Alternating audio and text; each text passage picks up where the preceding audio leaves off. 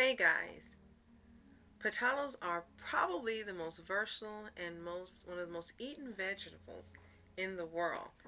You can just think about french fries and chips and so many potato-based recipes. Now there seems to be so many potato varieties around that it's kind of confusing in which ones to cook, which ones to grow, which ones to use for making those all delicious fries and chips and so much more.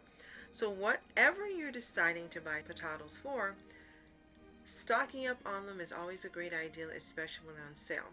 In this video, I'm going to tell you about the most popular varieties now, including a few you may not be familiar with, how they look, and what they're good for, so that you can expand the variety of potatoes you eat and have more delicious recipes for you and your family. Let's get started.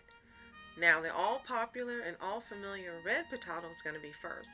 This one's not eaten as much as some of the others, but when you see it in the store, it's got a thin red skin, and you can actually take your nail and immediately you'll see the white potato underneath, and the flesh stays firmer longer. It takes a little longer to cook it.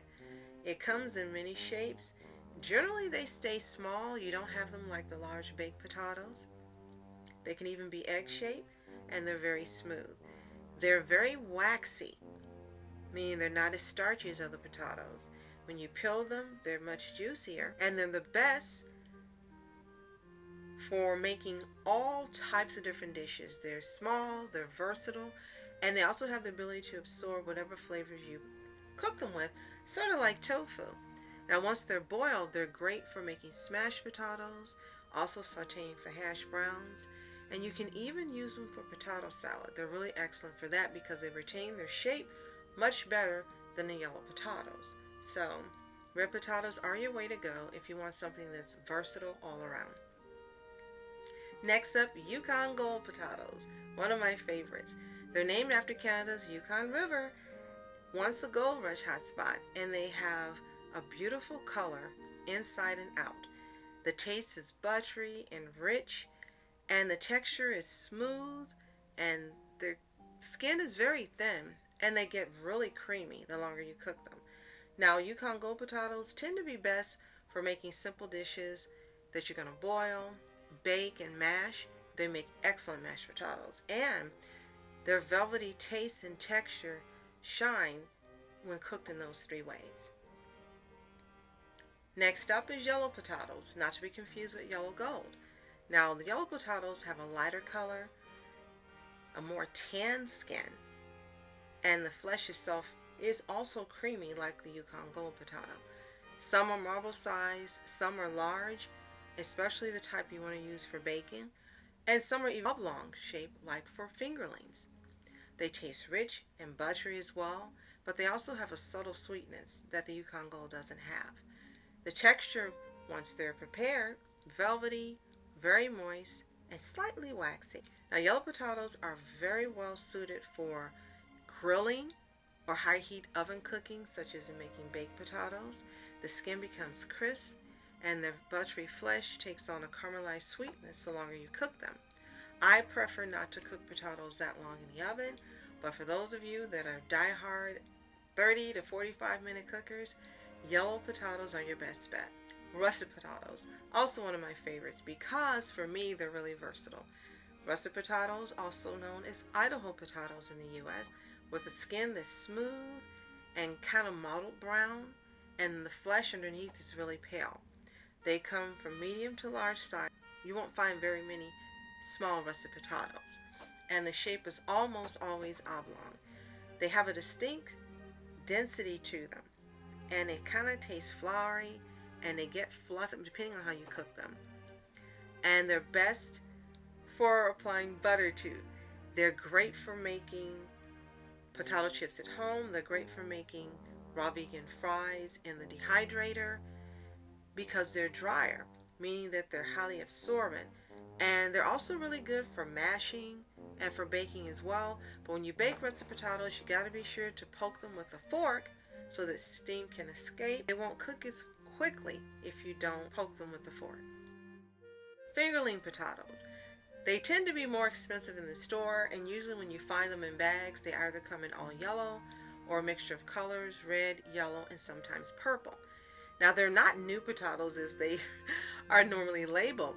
They're just grown to be smaller when they fully mature, and it's not uncommon to find them with flesh matching the colors underneath. They're named because they're long and they're slender. Sometimes they're a little fatter than the fingers, but fingerlings are what you think about when you see the shape. Now, fingerling potatoes are heirloom potatoes, meaning they're non-GMO and they're grown from seeds that are hundreds of years old. This heirloom variety is grown with taste and texture being a foremost priority. Flavor-wise, they're similar to other potatoes, but much more like the Yukon Gold variety. They're really good. If you haven't had them, you've got to try them. They're easy to cook. Just wash them.